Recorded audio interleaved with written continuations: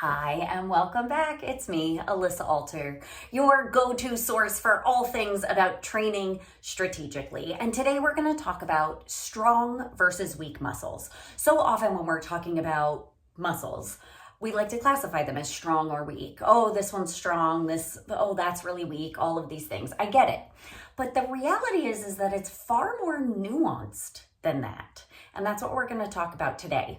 So we're going to establish that here, when we are together in this space, we are going to be very intentional with our words. We are going to be specific and maybe sometimes we're going to overdo it, but I'd rather that and be clear than have there be confusion, so that we not only avoid confusion, but we also start really building fluency in your body and how you move. So, okay, instead of saying strong and weak, something else, like another way that's a bit more nuanced, clear, accurate way to speak about muscles is hypertonic versus hypotonic.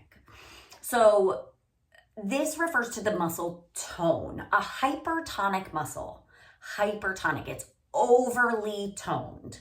Think of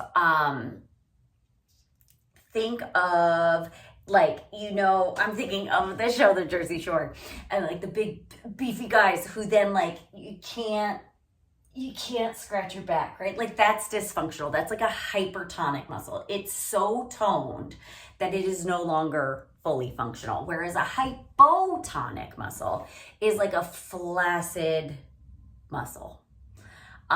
It's like you're trying to use them, but the message isn't getting there.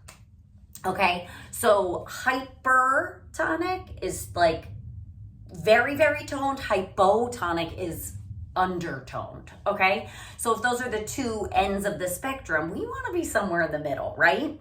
Because a lot of times the reality is that a short, tight muscle is weak and it's trying to pretend to be strong. Or like the big beefy guy from the Jersey Shore, maybe the muscle is strong that you can like lift heavy things, but you're losing functionality. So like, really, how strong is it? I want you and me to have full access to our full range of motion that is humanly possible in our bodies and our lives, because why wouldn't you want that? Muscles adapt and we can have that, so let's have that.